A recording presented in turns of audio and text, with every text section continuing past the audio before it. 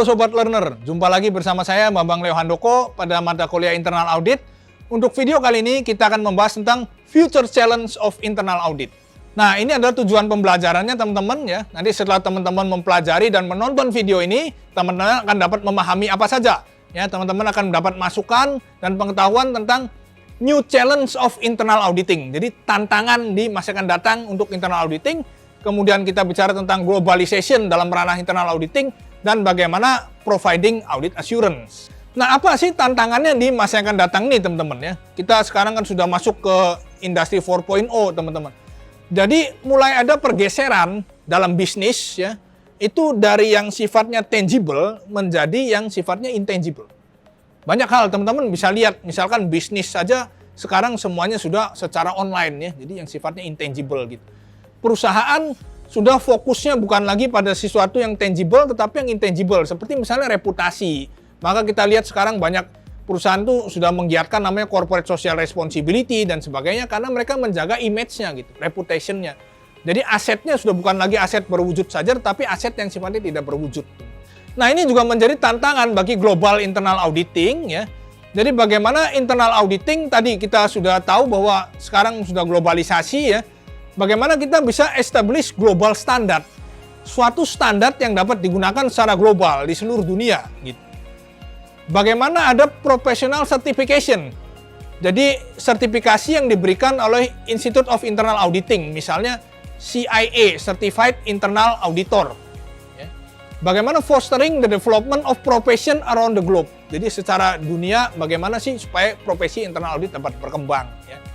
Jadi internal auditing across national border. Karena antar negara kan mereka punya budaya sendiri yang berbeda-beda, teman-teman ya. Timur sama barat juga budayanya beda. Bagaimana sih kita punya suatu standar, suatu professional certification yang dapat diterima secara worldwide. Gitu. Dan searching for globally applicable product dan service. Nah, ada 5 key consideration ya, 5 kunci yang kita pertimbangkan di sini, yaitu apakah audit shop masih fit dengan audit purpose-nya. Kemudian bagaimana audit service ini bisa fit atau sesuai dengan corporate assurance map. Gitu. Jadi apa yang sudah dimappingkan oleh perusahaan bisa fit nggak dengan internal audit. Kemudian bagaimana internal audit plan ensure the best use of audit resources. Jadi supaya ibaratnya tidak ada pemborosan, teman-teman, ya, bisa sesuai gitu. Does audit work build into high level assurance? How can internal audit move forward? Bagaimana internal audit dapat berkembang, berevolusi mengikuti perkembangan zaman? Nah, kita lihat yang pertama, what is the audit shop dan bagaimana bisa fit dengan purpose-nya gitu.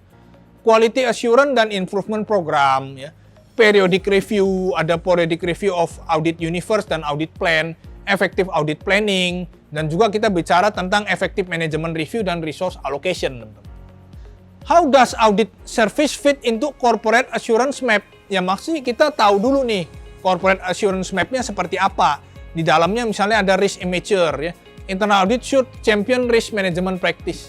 Kemudian ada risk irresponsibility. Internal audit itu mesti challenge risk management practice. Dan risk mature, internal audit should appraise, jadi memberikan penilaian risk management practice tersebut. Bagaimana internal audit plan menjamin best use of audit resources, teman-teman? Resources itu kan sumber daya ya, maka kita mesti tahu nih, inherent risk. Jadi resiko melekat, resiko yang mau nggak mau ada terus. Selama bisnis berjalan, resiko itu akan ada. Misalnya resiko pencurian, penyalahgunaan aset. Kemudian residual risk ini resiko yang sudah disaring. Ya, kalau teman-teman bikin kopi, gampangnya kemudian kopi itu disaring, tapi sometimes ampasnya kan masih ada ya yang nggak kena. Nah itu tadi, resiko nggak bisa dijadikan nol, hanya bisa diturunkan, tetapi masih ada sisanya. Ya. Bagaimana kita memitigasi resiko? Ya, ada perencana cadangan, contingency plan dan monitoring activities, risk register dan hal tersebut harus kita dokumentasikan. Teman-teman. Apakah audit work itu membangun high level assurance? Mesti kita lihat the nature of the opinion, apa saja yang di-cover. Kemudian mulai dari macro opinion yang harus di-cover di situ ya, diekspresikan with care untuk memastikan bahwa user atau para pengguna auditi itu nanti paham dengan audit report yang kita berikan. How can internal audit move forward? Jadi bagaimana nih ke depannya ya menghadapi new challenge tadi, ke depannya itu mulai banyak yang sifatnya intangible. Ya. Ada yang kita sebut dalam tanda kutip danger zone, ya. Dan juga safe area. Ya. Bagaimana ada insentif dan even bonus. Ya. Insentif dan bonus sometimes akhirnya membuat auditor tuh jadi terlena. Ya. Auditor jadi akhirnya fokus ke insentif, fokus ke bonus, mereka nggak independen lagi. Apa yang bikin seneng kliennya saja sudah yang dilakukan. Jadi akhirnya auditor nggak objektif, nggak mencari finding, nggak mencari temuan, main aman aja, ibaratnya seperti itu.